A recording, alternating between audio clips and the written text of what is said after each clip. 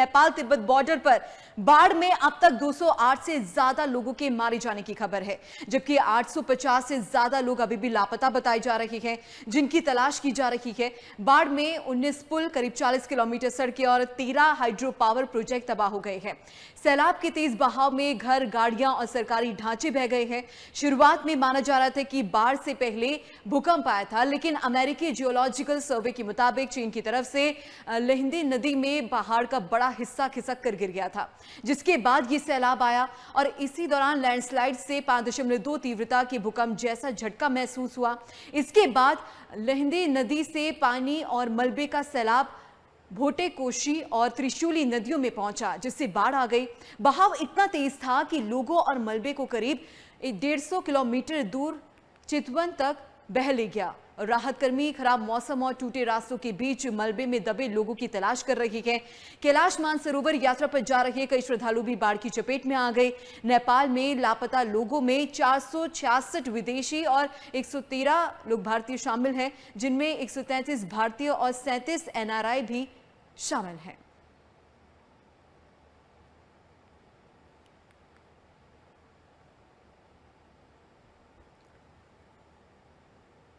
तो नेपाल में बाढ़ से बने हालात पर भारत की पैनी नजर है और मदद का हाथ भारत की तरफ से बढ़ाया गया है। बाढ़ से भारी तबाही मची। देखिए तस्वीरें भी हम लगातार आपको बताने की कई ऐसे प्रोजेक्ट्स हैं जो कि पूरी तरीके से तबाह हो चुके हैं, बह चुके हैं।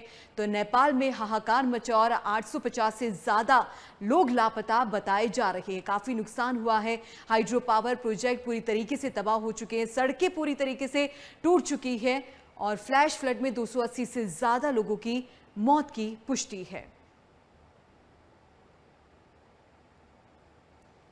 हालांकि आपको बता दें कि प्रधानमंत्री नरेंद्र मोदी की तरफ से नेपाल PM से भी बातचीत की गई। बालिन शाह से उन्होंने बातचीत की है, हर संभव मदद का भरोसा भी दिया। मदद का हाथ भारत की तरफ से आगे बढ़ाया गया है। तो इस समय जो तस्वीरें हम आप तक पहुंचा रहे हैं, देखिए काफी नुकसान हुआ है इस भारी तबाही में। Coming at a short notice, this briefing is to update you on the latest developments in regard to Indian nationals, as also the relief efforts that we have made in the wake of the tragedy in Nepal. As you would have seen, our Prime Minister yesterday spoke to the Prime Minister of Nepal, conveyed our deepest condolences, conveyed that India stands in solidarity with people of Nepal, as also offered all possible assistance, humanitarian assistance from our side. First, let me update you on the Indian nationals who are stranded or who are not contactable at this point in time. As per information currently available, there are 288 Indian nationals who remain uncontactable.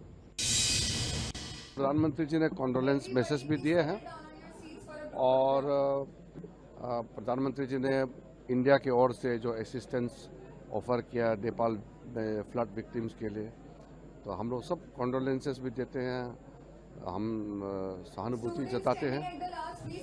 जो भी हमारा पड़ोसी देश हो या कहीं भी हो, जब ट्रेजेडी होते हैं तो हम लोग सब संवेदना प्रकट करते हैं, हम सब साथ खड़े हैं।